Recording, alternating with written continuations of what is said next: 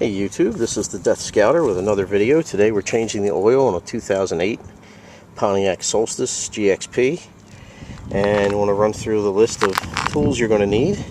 To open up the oil drain plug, you're going to need a 15mm socket. To remove the canister type oil filter, you're going to need a 32mm oil filter socket. And to get it out, since it's not a straight shot, I'm going to recommend a universal coupling as well as an extender. So we'll get to those in a minute. Let's go ahead and get underneath the car, which you'll see I was able to roll up on my Rhino jack stands. Not jack stands, but Rhino ramps. And we're going to shimmy underneath the car to find this big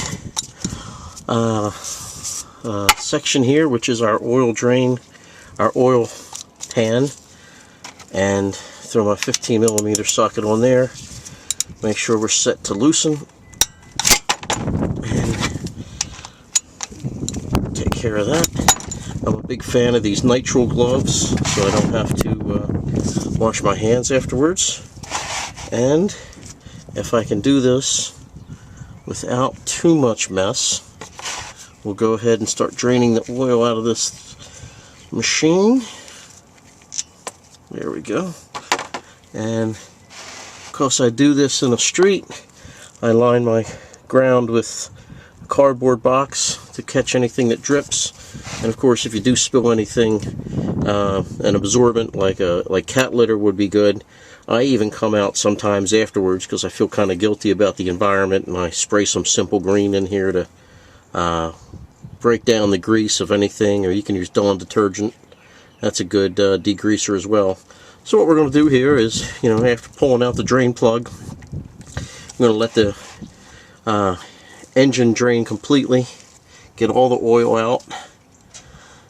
We won't rush it. And then what I'll do is we'll go, after I put the oil plug back in, snug it back up nice and tight, I'll go up top and I'll show you where the oil filter is on this car. Okay, so we got the oil drained, put the plug back in, snugged it up nice and tight. Now let's gather our extender, our universal joint, our 32mm oil filter socket, and head up top, and I'll show you where this oil filter is actually located, because it doesn't look like anything most car owners are used to. This is what's called a canister filter. It is actually located down inside the engine compartment. You have to take the cap off of the oil filter to get to the filter that's inside. So it's not that self-contained hard shell canister that most people are used to. And you'll see that it's got a big nut on top. This is where our 32mm socket comes in handy, and settles down right on top of that. And I'll show you with the extension why I have this universal joint out here, because this is not a straight shot, right? I mean, this is straight up and down. It's very hard to get to this. This bracket is in the way. So you have a couple of choices. I choose to throw my U-joint on there, and then put my extension on, and then I should be able to take care of this from the comfort of up here at the top of the car. And I am a one-man show. I always get complaints about how jittery my camera work is, and I get it, right? It is what it is.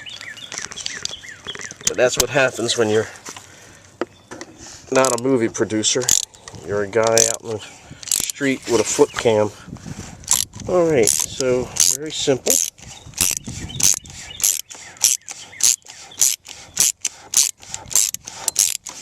And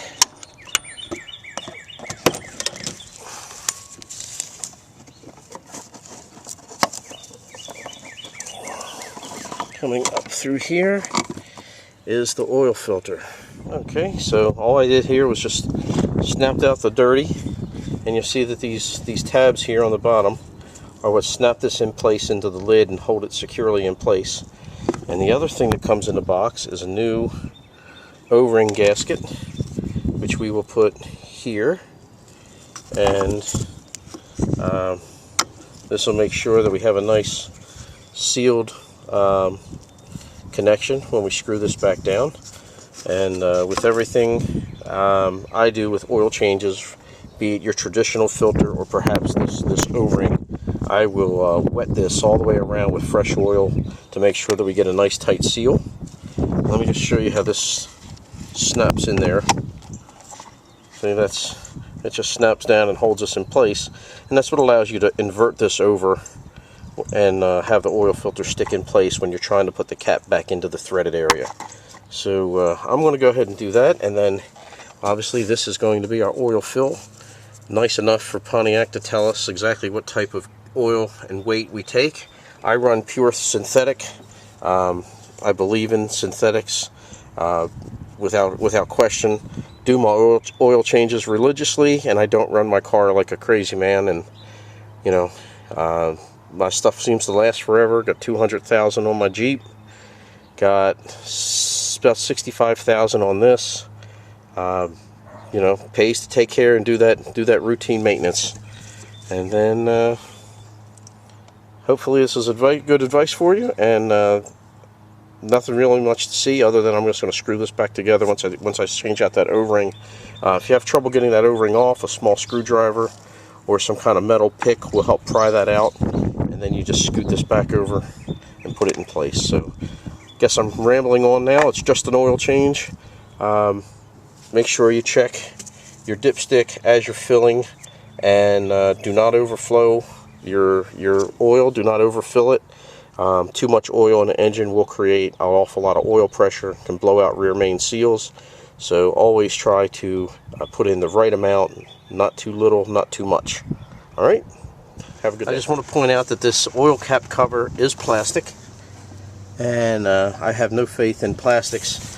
You just want to make sure you put this thing in here and screw it down by hand. Make sure that you're well into the threads before you put your cap wrench back on and tighten down, because the last thing you want to do is cross thread and crack this cap. Yeah, I can't imagine anything worse trying to do a simple $30 oil change. But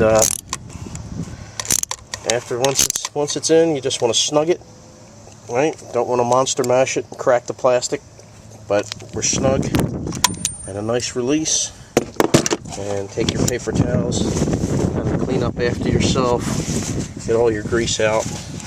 And of course, one of the best things that I always advocate when you're doing your own car repairs, take the time that you're under the hood, take a look at other things, take a look at your brake fluid, right? Take a look at your antifreeze level. Might as well do the whole Jiffy Lube thing, fill up your washer fluid. Just take a look around, make sure nothing's loose, nothing's missing, oil's not, sludge hasn't built up anywhere indicating you have a leak of some kind. And then, you know, just refill and get out driving. And one more thing here before we call it a day. You notice that your engine is reporting that it's time to change the oil. And we want to get rid of that. This back to oil life being 100%. You're going to tab through with your info button on your steering wheel until you get to the oil life setting, and then you press the enter and the info at the same time, and it says oil life reset, and you press and hold the enter key and it'll come back and say acknowledged and put you back to 100%.